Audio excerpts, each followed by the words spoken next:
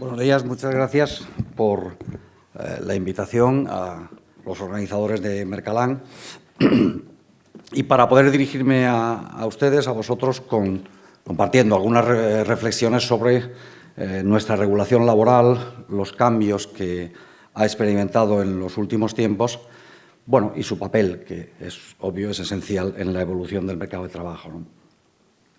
Junto a ello, en este caso resulta obligado referirme también al diálogo social, porque al fin y al cabo el diálogo social ha sido en España un instrumento esencial en el desarrollo de la política laboral, en el desarrollo de nuestra regulación del mercado de trabajo.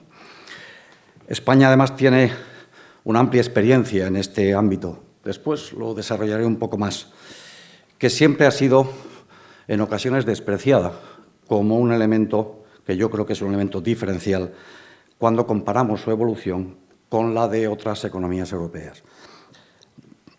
Es habitual referirse al diálogo social, al concierto tripartito entre gobiernos e interlocutores sociales como un método, como un instrumento para poder abordar reformas en el ámbito del mercado de trabajo. Y desde esta perspectiva, el diálogo siempre aparece como, históricamente además ha sido así, siempre aparece como la extensión a este ámbito, al ámbito de la política económica y social, de prácticas de negociación colectiva, que empezaron a ser habituales en Europa, especialmente al final del siglo XIX y a comienzos del siglo XX. El símbolo histórico de este proceso, digamos, de extensión de la negociación colectiva al ámbito de la regulación laboral, de la regulación de la política social, de la política de protección, etcétera, es el nombre de una pequeña ciudad sueca, se llama Saltsjöbaden. Y esta ciudad fue el lugar en el que se negoció el primer gran acuerdo en el año 1932, ya ha llovido, 91 años, ¿no? Un acuerdo que configuró un modelo que tuvo mucha importancia para la política pública en toda Europa. Es el modelo sueco de política laboral, de política social y también, por cierto, de política fiscal. Por supuesto, hubo también otros acuerdos de significación, de gran significación histórica en esta materia, ¿no? en este ámbito, ¿no?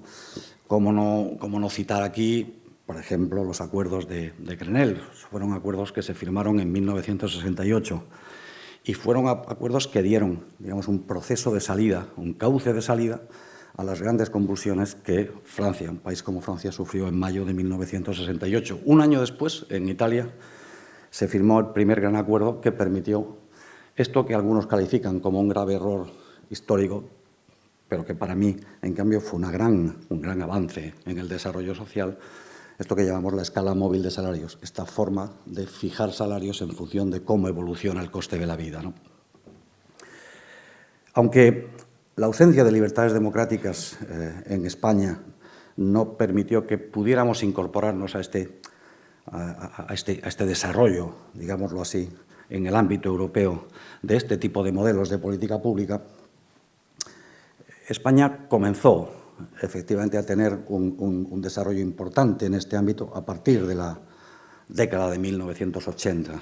También ha llovido mucho, hace ya más de 40 años, ¿no? Y aunque tarde, se fue convirtiendo también en un modelo de referencia también en este ámbito de la concertación, del diálogo, del acuerdo, ¿no? entre gobiernos e interlocutores sociales. No puede hablarse, a veces se habla, pero no puede hablarse de los pactos de la Moncloa como un elemento característico de este proceso, porque aquellos pactos no tuvieron naturaleza tripartita, fueron pactos en el ámbito de los partidos políticos del arco parlamentario de entonces, pero no participaron ni los empresarios ni las organizaciones sindicales. Pero, en cambio, dieron pie a importantes desarrollos. Hubo prácticamente toda nuestra primera legislación laboral es fruto de acuerdos como el Acuerdo Básico Interconfederal, el Acuerdo Nacional sobre el Empleo, el Acuerdo Económico y Social. Estos son acuerdos que prácticamente dieron pie a lo más importante de nuestra legislación laboral y lo más importante hasta el punto de que buena parte de ello hay que decir que permanece en lo esencial, ¿no? Al cabo de, ya digo, más de 40 años, ¿no?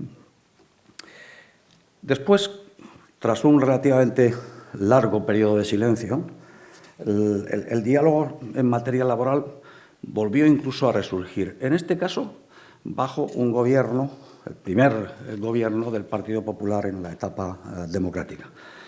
Sobre todo en el periodo 1996-2000, aquel diálogo tripartito desarrollado alumbró un importante desarrollo en materia de política laboral, en materia de salud laboral, en materia de pensiones. Incluso en el marco de la contratación laboral desapareció, en este periodo desapareció, por ejemplo, un contrato temporal de fomento del empleo que fue muy simbólico como protagonista de la gran expansión de la temporalidad en España a partir del año 1984-85. ¿no? He realizado este recorrido histórico para situar en un contexto temporal lo que, en mi opinión, ha sido, en diversas etapas, con distintos resultados, como digo, una de las características definitorias de nuestra forma de abordar la regulación laboral en España. Porque el diálogo no es, en realidad, un instrumento. El diálogo social, frente a lo que se piensa habitualmente, no es un método. El diálogo social es un fin, porque el fin es dialogar. No es un método para hacer política laboral. En sí mismo es un fin, porque el objetivo de mejorar, de cambiar la legislación laboral es hacerlo dialogado, porque también es la mejor garantía. Siempre ha sido, al menos en España, la mejor garantía para terminar haciendo buenas políticas. No es solo un trámite, es un fin que permite, en efecto, y la experiencia histórica en España es muy contundente, permite terminar haciendo buenas políticas, porque en materia laboral es mejor huir, ¿no?, de esa suerte de reformas ilustradas, ¿no?, y reformas desde el laboratorio, ¿no? Este tipo de reformas dialogadas son reformas que tienen que tratar de huir del término nosotros o del término ellos. Son reformas que terminan, cuando terminan siendo acordadas, suelen encontrar una solución mejor que la diseñada analíticamente, ¿no? El ejemplo más emblemático, en mi opinión, de una forma de actuar que se opone frontalmente a esta visión fue precisamente la reforma laboral de 2012, aprobada por decreto ley unas semanas después de la conformación del Gobierno en aquellos años, ¿no? Pero además el carácter, digamos, impositivo y unilateral de aquella nueva legislación también se plasmó en otras áreas clave de la política laboral y de la política social. Pensemos en la reforma del sistema de actualización de las pensiones, pensemos también en la reducción, en los recortes en la legislación de protección por desempleo, o pensemos también en la reducción de la capacidad de actuación de nuestro sistema de atención a la dependencia o a la propia política fiscal a través de una visión muy restrictiva, creo que una visión afortunadamente superada en España y también, por cierto, en Europa, que se contenía en la Ley de Estabilidad Presupuestaria del año 2012. Hasta entonces, ningún gobierno democrático anterior había abordado reformas de tanta trascendencia sin apelación alguna al diálogo social o a la negociación política. Lo importante, en mi opinión, de la reforma laboral actual, la que lleva vigente hace algo más de un año y medio, no es, en mi opinión, cuánto permanece de la legislación anterior y cuánto resulta transformado. Desde el momento en que un gobierno abre la posibilidad de someter al diálogo social su propia agenda laboral, está anunciando en realidad su voluntad de diseñar un nuevo acuerdo, un nuevo marco, fruto del consenso, en el que es evidente que pueden permanecer algunas de las cosas que existían con anterioridad y otras, por supuesto, sufrir cambios, como ocurrió, en efecto, en la reforma del 2021. Sin embargo, lo principal, precisamente, es que la diferencia ahora es fruto del acuerdo y no fruto de la imposición, como ocurrió hace algo más de 11 años. No debemos olvidar que la ruptura del equilibrio que se introdujo en 2012 a través de aspectos como la superioridad de los convenios colectivos de empresa frente a los de sector, la supresión de la capacidad de actividad, digámoslo así, de regulación de los convenios colectivos una vez que se vencía, digamos, su periodo de vigencia, esto que llamamos técnicamente la ultraactividad de los convenios, o la propia posibilidad de modificación de forma unilateral por parte de las empresas de las condiciones de trabajo de sus trabajadores, produjo además también una intensísima devaluación salarial y la expansión de fenómenos como la pobreza laboral, es decir, la convivencia de la posibilidad de tener empleo con mantener una situación de cercanía a esto que llamamos habitualmente pobreza, ¿no? Entre 2012 y 2017, el poder adquisitivo de los salarios se redujo en España en alrededor del 10%. Y lo peor, además, es que este deterioro se concentró de forma mucho más intensa en los salarios más bajos. Ese fue, en mi opinión, uno de los principales detonantes de uno de los mejores cambios que ha sufrido la política laboral en este periodo, que es la necesidad de la revalorización intensa del salario mínimo interprofesional. Una revalorización que empezó incluso bajo la última etapa, el último año de gobierno del PP, con un acuerdo con entonces el principal partido de la oposición, después gobernante, y que permitió posteriormente subidas muy importantes en el salario mínimo, subidas de prácticamente el 44-45% en un relativamente corto espacio de tiempo, ¿no? Por supuesto, algunos de los aspectos vinculados al reequilibrio de la negociación colectiva son también muy importantes en el ámbito de lo abordado por la reforma laboral del 2021. Yo creo que introduce, hay que decirlo, introduce reformas de calado importantes en la regulación de las contratas y las subcontratas, dificultando, digamos, su utilización por empresas que al final convierten esta forma de contratación en un instrumento muy ineficiente, que solamente sirve para reducir y empeorar las condiciones de trabajo, pero que no mejoran en absoluto la capacidad competitiva de las empresas, ¿no?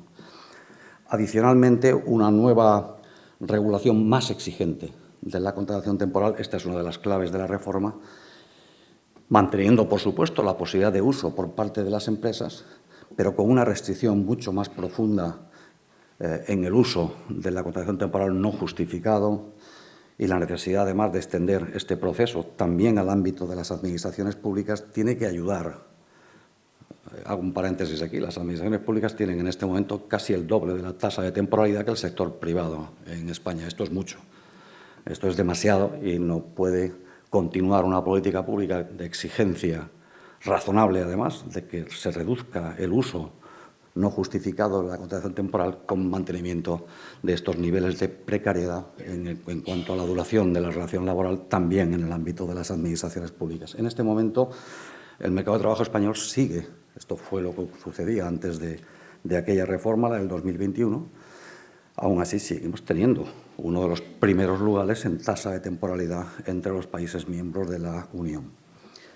Junto a ello, una nueva regulación de los ERTEs, para convertirlos, además, en instrumentos de adaptación permanente. Esta es otra de las claves también de la reforma. Instrumentos de adaptación permanente en sectores que sean sometidos, que sufran crisis coyunturales. Aquí siempre Alemania es el país, el mejor ejemplo de referencia. Tienen que permitir cambiar, en este sentido, nuestra forma de adaptación en el ámbito de las empresas. Y es una forma de adaptación que no pase siempre por el ajuste en la cuantía del empleo, ¿no? Que no pase siempre por el ajuste a través de los despidos, sino por una posibilidad de adaptación del tiempo de trabajo y, por consiguiente, con importantes apoyos públicos, no para proteger una situación de desempleo, sino para destinar esos recursos a proteger la permanencia en el empleo durante los periodos de crisis en el seno de las empresas. A esto llama la nueva legislación el mecanismo RED para la flexibilidad y la estabilización creada por la reforma. Voy a hacer solo un pequeño recordatorio numérico. Si los ERTEs apenas hubieran sido utilizados durante la crisis del COVID de hace un par de años, puede, si no hubieran sido apenas utilizados, como ocurrió en crisis anteriores, puede que el ajuste de las plantillas no hubiera afectado a los casi 4 millones de trabajadores que lo hicieron, en fin, en los primeros meses de la crisis en el año 2020, ¿no? Pero es seguro que la destrucción de empleo habría superado en varias veces a los apenas 600.000 empleos perdidos en ese mismo periodo, ya hace tiempo superados, ¿no? Medido esto, naturalmente, en términos de afiliación a la Seguridad Social.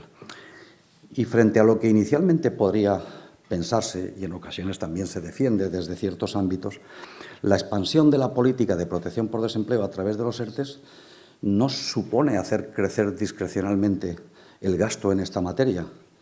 Digámoslo así, crecer el gasto en esta materia hasta niveles, también se dice, que, en fin, que una economía como la española no puede permitirse. En términos de PIB, lo gastado, por ejemplo, en el año 2010, en plena crisis financiera,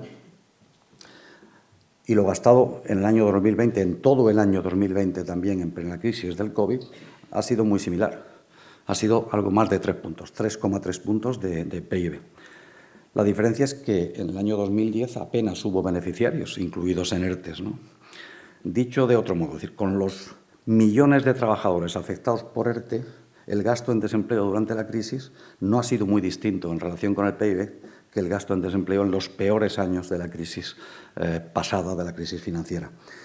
Y lo que es mejor es que este comportamiento ha hecho que, digámoslo así, que la apelación a la reducción de empleo, a la destrucción de empleo en las plantillas de las empresas haya sido muy inferior a la que se produjo en la crisis financiera. Estamos hablando de una pérdida en ese año de casi 700.000 empleos, no llegó, frente a una pérdida de 3,2 millones de empleos durante toda la crisis financiera de la década anterior, ¿no?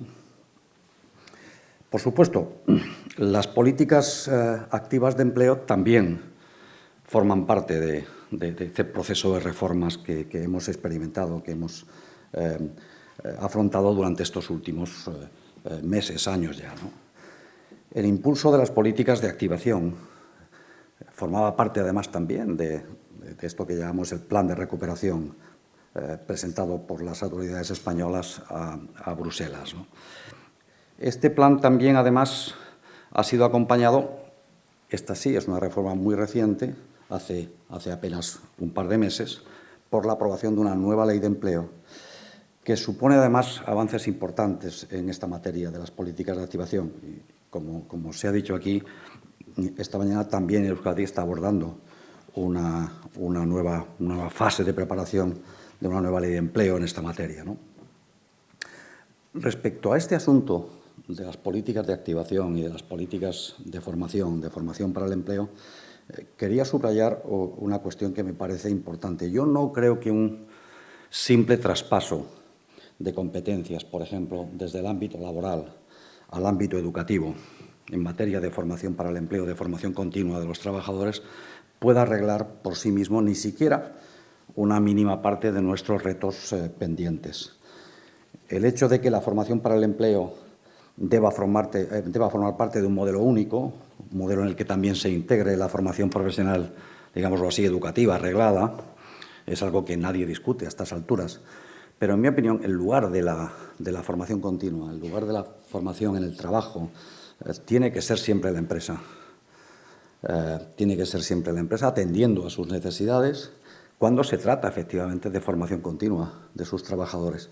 Y también creo, de la misma forma, que el ámbito natural de la formación de los desempleados tiene que descansar en la gestión de los servicios públicos de empleo, en un marco de conexión, por supuesto, con el resto de nuestra estructura formativa, también en el ámbito educativo. Pero cada uno debe estar en el sitio adecuado, y el sitio adecuado también de la formación de los desempleados son los servicios públicos de empleo, con una conexión muy estrecha con los instrumentos de orientación y de reciclaje laboral, ¿no?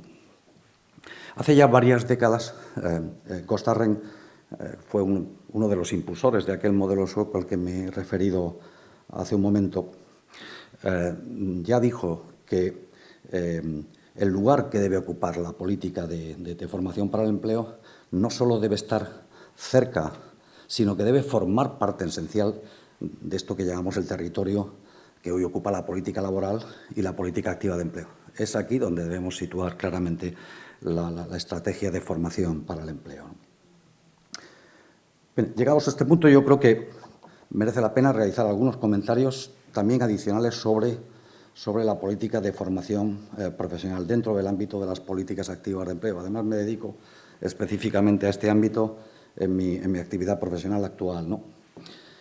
Empezaré diciendo algo que puede parecer obvio, pero que a la luz de la experiencia nuestra durante este tiempo no lo es tanto, ¿no? No hay ningún ejemplo reseñable de buena política activa de empleo, en el ámbito al menos de las economías más avanzadas, que no descanse en la existencia de buenos servicios públicos de empleo. No encontraremos un solo ejemplo de buena política en este ámbito sin un buen servicio público de empleo que la sostenga, ¿no? Quiero subrayar especialmente esta idea inicial. Yo soy de los que piensan que uno de los principales errores de la política activa de empleo, error en el que hemos incurrido demasiado tiempo, más de 4 décadas, casi medio siglo, es haber dedicado demasiado tiempo, demasiados debates y, por cierto, también un ingente volumen de recursos a la política de estímulos al empleo, a la política de fomentar, reduciendo su coste efectivo, el nuevo empleo que supuestamente se creaba. Y esto se ha hecho a costa de mantener un exiguo, un muy poco eficaz servicio público en el desempeño de labores que son absolutamente esenciales para cualquier política de activación laboral. Poca capacidad de clasificación y de conocimiento de los perfiles de los desempleados, escasa dimensión de los servicios de orientación laboral, muy débil dotación de recursos humanos en el ámbito de los servicios públicos de empleo autonómicos, un casi inexistente conocimiento directo de las vacantes de empleo en las empresas y, en fin, el resultado consiguiente, un sistema de intermediación y de colocación que todavía hoy es seguramente el más débil de la Unión Europea. En este momento sería el más débil, el español, del conjunto de los países al menos de los países del área del euro, ¿no? Somos el país europeo que más ha gastado durante lo que va de siglo en incentivos a la creación de empleo, pero en cambio ocupamos también los últimos lugares en creación directa de empleo por el sector público y en servicios de orientación y de intermediación. En cuanto al volumen de efectivos, por ejemplo, empleados en las oficinas públicas de empleo en relación con el volumen de desempleados, España hace décadas que ocupa el último lugar de la OCDE. Un solo ejemplo, Alemania, comentábamos hace un momento en el café, Alemania tiene 70.000 efectivos en su Instituto Federal de Trabajo, es así como se llama, el equivalente a nuestro SEPE, ¿no? El Reino Unido tiene 60.000 en sus servicios públicos de empleo. España tiene 10.000, y 10.000 que tiene que atender a un volumen de desempleados en términos absolutos, no solamente en tasa, mayor que el alemán y mayor que el del Reino Unido.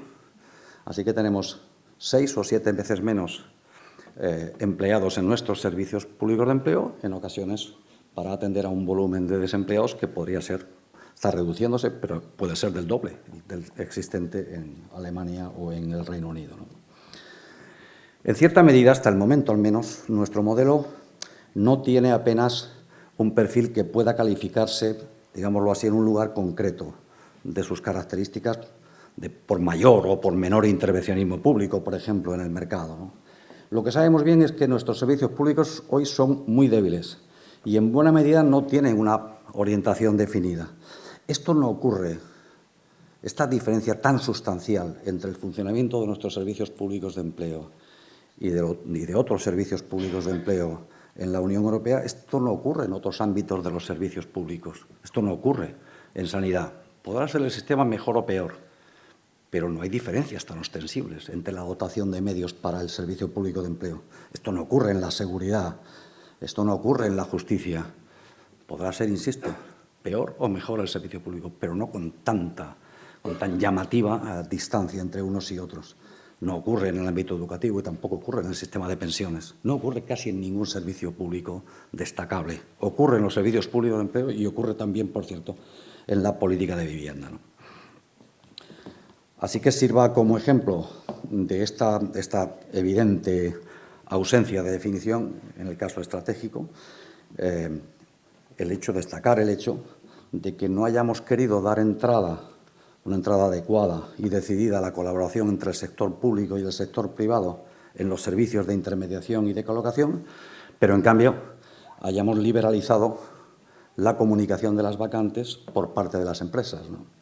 Alemania, lo cito una vez más como ejemplo, con un modelo muy avanzado en términos de liberalización y de reducción de la intervención pública en el ámbito del mercado de trabajo, mantiene, yo creo que en mi opinión de una forma acertada, la comunicación obligatoria, lo ha mantenido durante décadas, la comunicación obligatoria de vacantes por parte de las empresas al Instituto Federal de Trabajo. De esta forma, el Servicio Público de Empleo alemán tiene facilidades de esta forma para cumplir con su papel esencial en la intermediación laboral y mantiene tasas superiores al 20% en este momento. Esta tasa es nada menos que 10 veces más. Perdone que le interrumpa, pero... Voy a terminar ya, lo estaba haciendo. 10 veces más que la que tienen nuestras, digámoslo así, nuestras empresas en relación al papel del servicio público. Yo creo que, y con esto termino, yo creo que hay dos asuntos que son muy importantes destacar para el futuro. El primero, en este ámbito de la política activa, nosotros no podemos mantener esta situación, la que sufre nuestra formación profesional para el empleo, desde el año aproximadamente 2015. Sabemos que recaudamos 2.100 millones de euros en la cotización de formación profesional, ocupacional, y para la formación continua, el 0,7% del salario. Bueno, pues llevamos acumulados 5.000 millones de excedente no gastado de esta recaudación anual en esta política. Estamos los últimos en este tipo de políticas y somos capaces de no gastar ni siquiera aquello que recaudamos en esta materia. Este es un asunto crucial, en mi opinión, para el futuro. La interrupción de la legislatura dejará de poder ser aprobada esta prometida reforma del sistema de formación en el trabajo, pero es muy importante destacar estas cuestiones. En general, termino ya. Yo creo que la reforma ha sido muy importante, la reforma laboral. Es una reforma que ha reducido sustancialmente, son 9 puntos ya, en muy poco espacio de tiempo, nuestra tasa de temporalidad. Ya está en el 17%, estuvo en el 35% hace apenas 12 o 13 años.